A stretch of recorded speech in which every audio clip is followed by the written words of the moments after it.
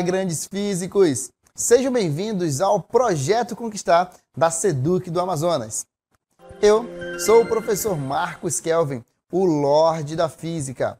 Sou professor aqui do Centro de Mídias, o CEMEAM, do Estado do Amazonas. E quero fazer um pedido para você.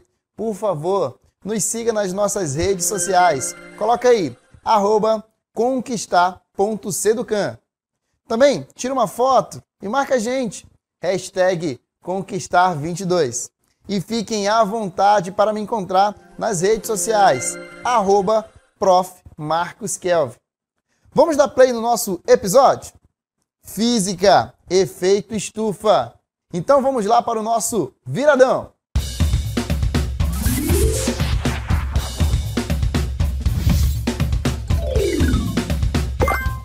Então, vamos para a nossa primeira questão. Questão número 1.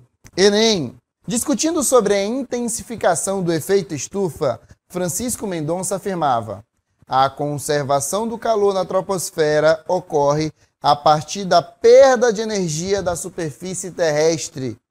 Essa, ao se resfriar, emite para a atmosfera radiações de ondas longas, equivalentes à faixa do infravermelho, caracterizadas como calor sensível, que são retidas pelos gases de efeito estufa.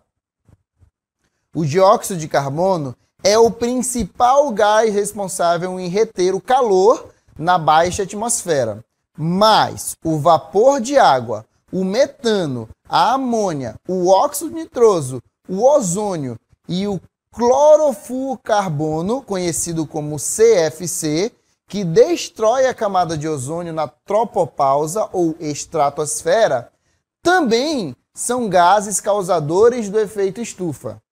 Além desses gases, a nebulosidade e o material particulado em suspensão no ar são importantes contribuintes no processo de aquecimento da troposfera, uma vez que também atuam como barreira à livre passagem das radiações infravermelhas emitidas pela superfície. A partir da leitura do texto, conclui-se que, e aí vem a letra A, as ondas que causam efeito estufa se constituem principalmente de curta frequência, como os raios X. B, apenas o gás carbônico é capaz de reter calor suficiente para gerar o efeito estufa. C, o efeito estufa envolve apenas as camadas externas que compõem a atmosfera. D, gases lançados na atmosfera por atividades humanas, como indústrias, podem interferir no recrudescimento do efeito estufa. E letra E, o vapor de água permite a livre passagem dos raios infravermelhos, o que causa sua livre reflexão para o espaço exterior. Vamos agora para o nosso gabarito.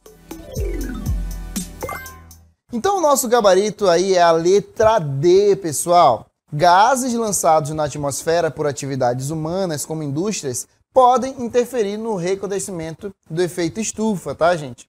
Pessoal, o efeito estufa é uma importante parcela do nosso estudo, pois nós percebemos que a cada ano o nosso planetinha fica mais quente. E um dos motivos é o efeito estufa. Mas ele não é vilão. O efeito estufa é necessário para o aquecimento da Terra e para a manutenção da vida. No entanto, o aceleramento desse processo, o excesso de efeito estufa, é o que faz causar malefícios ao planeta, com que ele fique cada vez mais e mais quente. O que é o efeito estufa? O Sol manda raios ultravioletas, esses raios passam pela atmosfera, eles esquentam a Terra, se transformam em raios infravermelhos e quando são jogados de volta para a atmosfera, quando eles são jogados de volta para o espaço, eles não conseguem passar, por conta de alguns gases, como água, como metano, como CO2. Vários gases podem causar o efeito estufa. E quantos mais gases eu tenho, mais vai ficar retido o calor no nosso planeta. E aí, a gente consegue entender por que as outras alternativas estão incorretas. Vamos ver o nosso gabarito comentado e vamos ver cada alternativa. O texto, então, ele apresenta no enunciado da questão uma reflexão sobre essa emissão.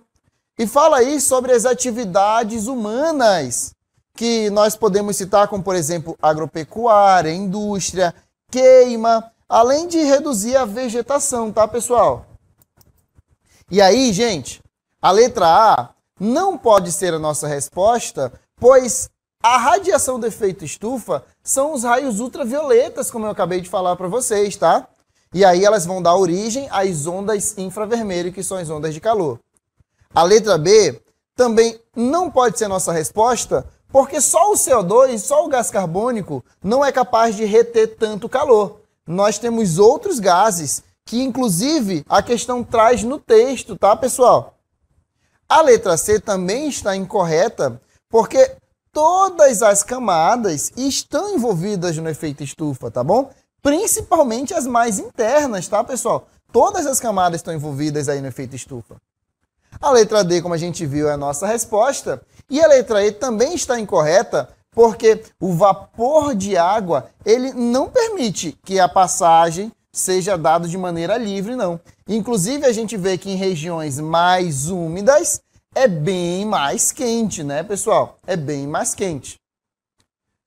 Bom, gente, vamos aqui para a nossa próxima questão. Questão número 2, Enem 2021. Na cidade de São Paulo, as ilhas de calor são responsáveis pela alteração da direção do fluxo da brisa marítima, que deveria atingir a região de Mananciais.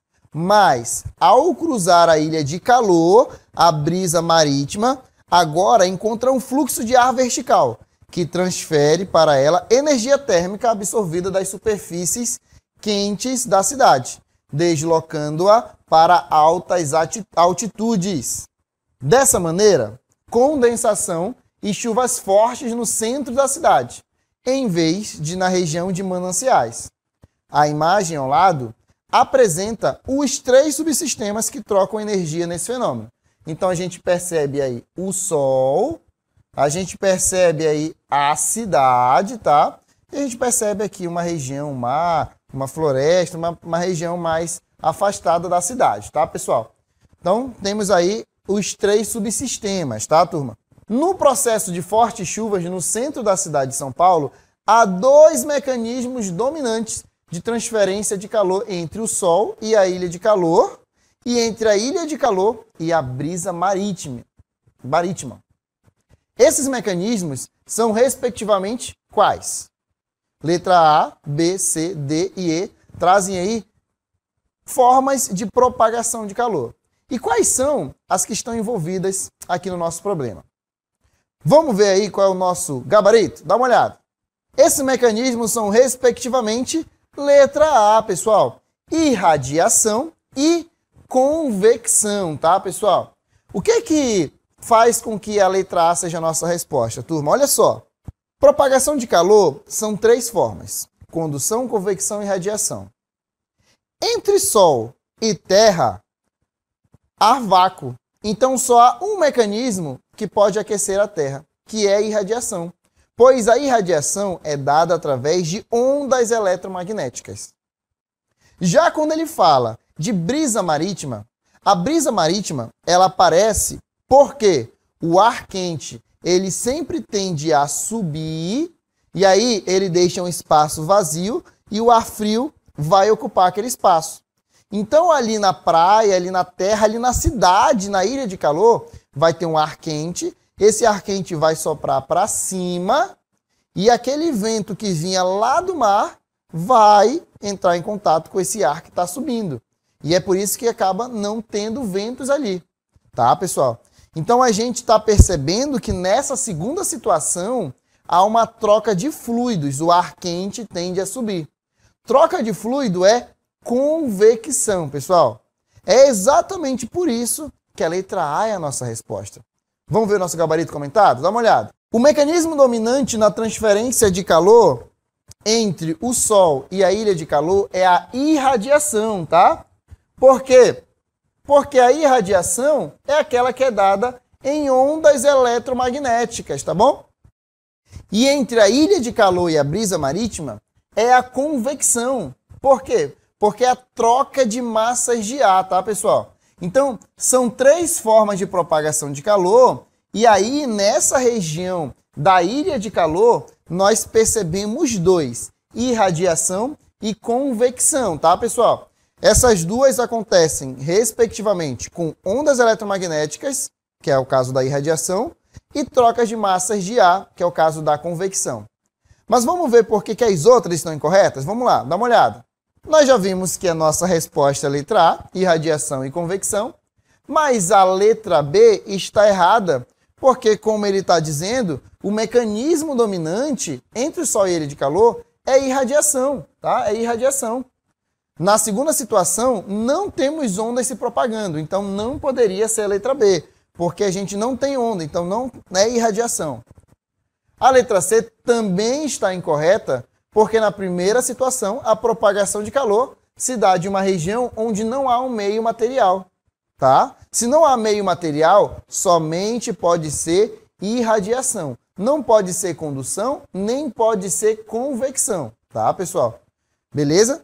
E na segunda situação, nós não temos ondas, mais uma vez. A letra D também não pode ser aí a nossa resposta, porque ele está dizendo que é convecção, gente. E convecção precisa de troca de massa de ar. E no caso do Sol aquecendo a Terra, é onda eletromagnética, tá bom? É onda eletromagnética. A letra E também está incorreta, porque na primeira situação não há troca de massa de ar, então não pode ser convecção. E na segunda, a brisa marítima é uma convecção, então não pode ser irradiação nem condução, tá, pessoal? Bom, galera, então vamos para o nosso resumão. Calor é uma energia térmica em trânsito, pessoal, que sempre se transmite de um corpo de maior temperatura para o de menor temperatura, de maneira espontânea, claro. E ela faz isso por meio de 3 mecanismos: condução, convecção e irradiação, turma. Essas são as 3 formas do calor se propagar, tá, pessoal? Vamos ver como é que se dá cada uma delas? Você consegue perceber aí como que o calor está se propagando no ambiente? Lembra aí de uma churrascada? Lembra aí de um peixinho que você foi assar? Lembra das formas de calor que existiam ali? Lembra que algumas partes eram mais aquecidas do que outras? Numa churrascada como essa, por exemplo, nós podemos explorar diversas formas de propagação de calor. Nós já sabemos que o calor se propaga de 3 maneiras distintas: condução, convecção e irradiação. Mas vamos entender sobre cada uma delas? Primeiro, condução, pessoal. A condução é a forma de propagação de calor que se dá por materiais sólidos. Lá, nós temos a colisão de uma molécula para outra. E não dá para se propagar através de condução no vácuo. Nós precisamos de um material sólido. Por exemplo, uma barra de ferro aquecida no fogo.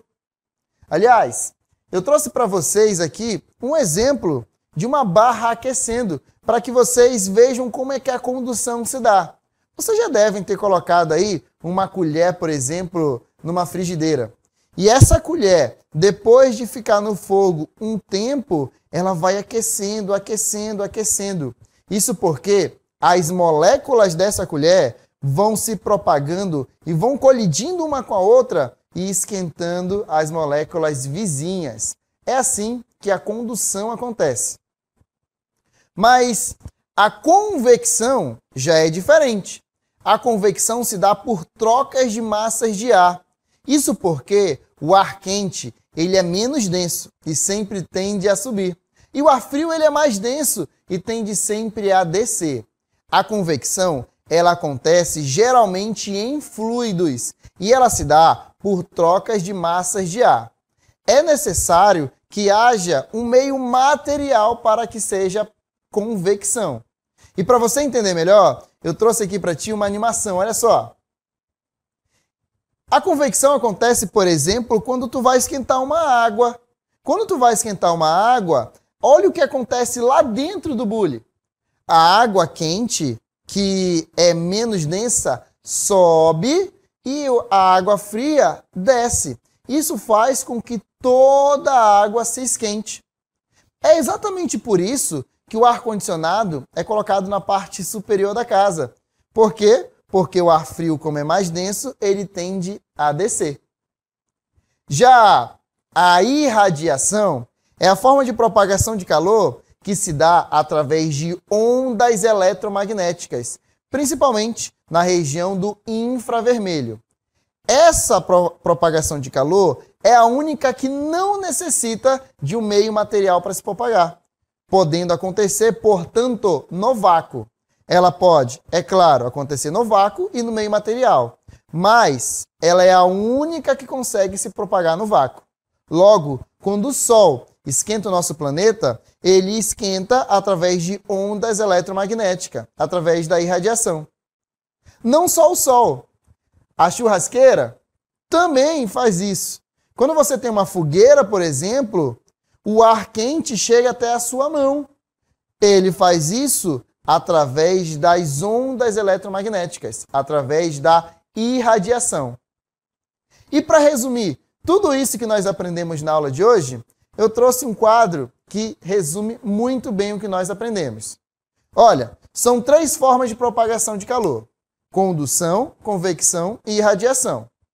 A condução ocorre através de colisões entre partículas. Ela ocorre geralmente em sólidos e ela necessita de um meio material para se propagar.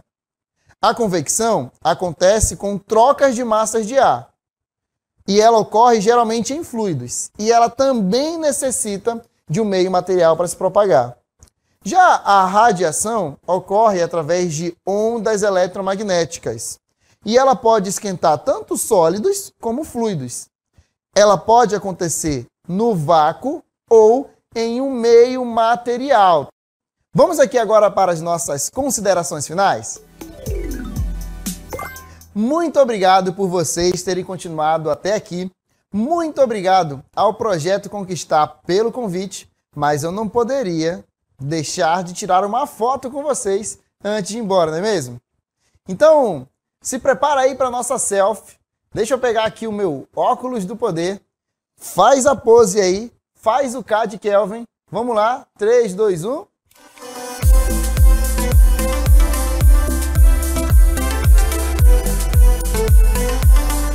Muito obrigado, pessoal. Muito obrigado a todos vocês que nos acompanharam até aqui. Não deixem de nos seguir nas redes sociais, por favor. Vai lá, @conquistar.seducan. Também tira uma foto aí minha, marca aí essa foto, #conquistar22. E é claro, me segue nas minhas redes sociais, @Prof. Marcos Kelvin. Eu vou ficando por aqui, até um próximo episódio. Fui!